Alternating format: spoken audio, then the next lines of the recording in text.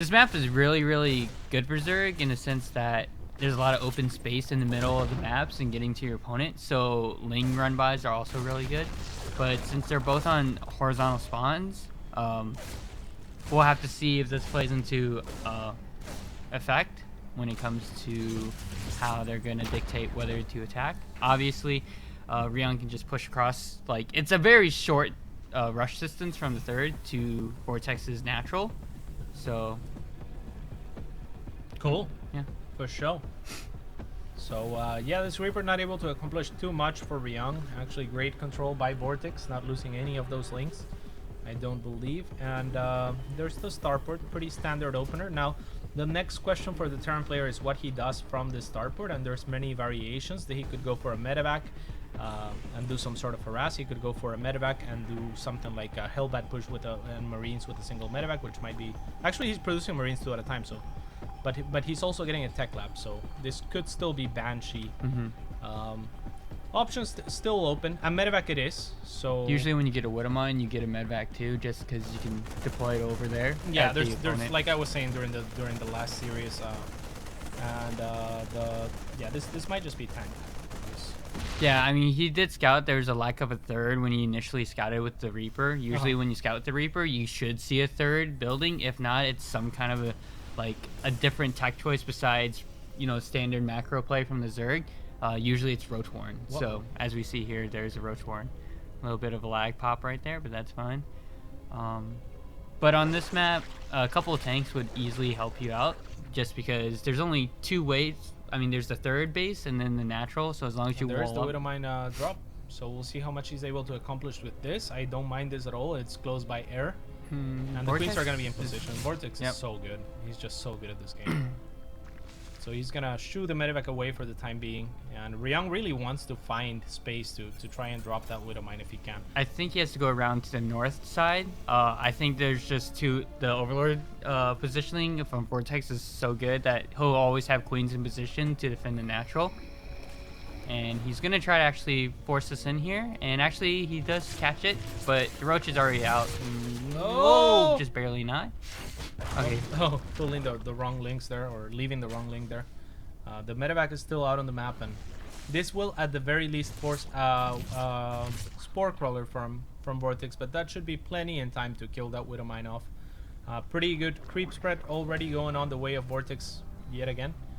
So very well done, and Lair almost finished for Vortix, so we'll see what his transition is gonna be. No third command center right now from Ryung, so he's gonna try to power up on two bases.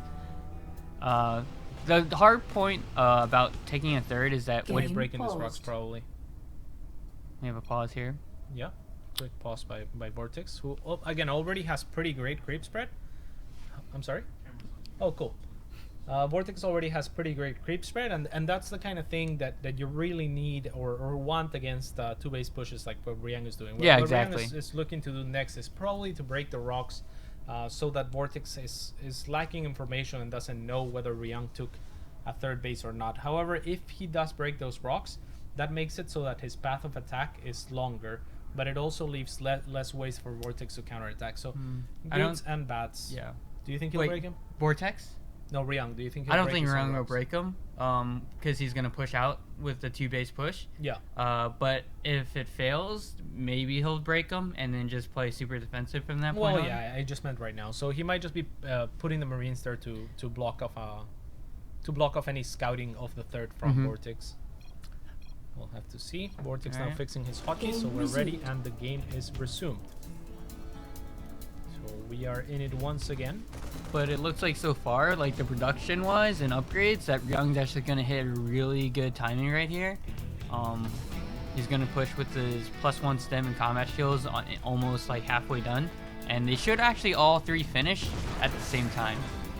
Yeah, but Vortix is not really being skimpy with the units. He has made a bunch of Roaches, Ravagers, he has Roach attack and production, and his Evo Chambers are pretty late, which is actually a great thing for him, because he's not going to be investing into those upgrades. He could even cancel those. If he hadn't made them at all, this would be actually excellent for Vortix, because those Evo Chambers cost basically both of them 250 minerals, 250 resources combined.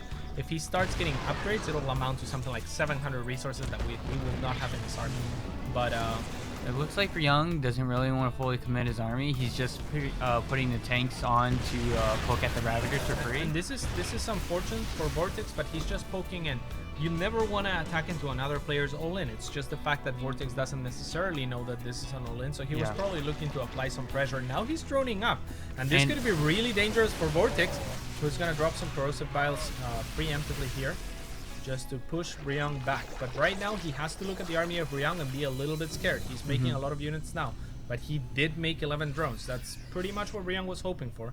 For some reason, however, Ryung's going back into his base, just picking off the extra tanks. So 3 tanks, and this is going to be a parade push by him. Yeah, this is pretty 2 base all in. Yeah. But it's so strong, and Vortex was pretty much playing defensively Roach Ravager. Oh my gosh, really good. Oh, but yeah, dodges all the crossed vial as well. Yeah, none of them was actually trying landed. to Vortex was trying to engage the army before the tanks dropped, so that there will be less impact. But right now, Ryung is in a fantastic aggressive position right now. This is going to be so difficult to break for Vortex, who is going to start losing some overlords as well. Let's see what the Spanish Turk is going to be able to do here. This looks like a dire position. It's what Ryung wanted. It's where Ryung needs Vortex to be, and it looks like it might just be too much for the Spanish Turk in this first game. Again, the upgrades hindering Vortex. If we let's just do some math. It's Never do math on stream. But yeah, drones are full. Pretty bad situation. So it's 750 resources, not in the army of Vortex, because he made those Evo chambers. But the main thing was making the drones for the third. I don't think that Vortex realized that. Yeah, he Ryung just was... probably assumed that Ryung was building a third base behind it, and Ryung was actually powering up on 2 bases for quite a while. Yeah. And it was really cool that he didn't push out initially with his whole army. He just sent a tank in, and he tried to clear up some creep, and he waited for Vortex to somewhat push into him.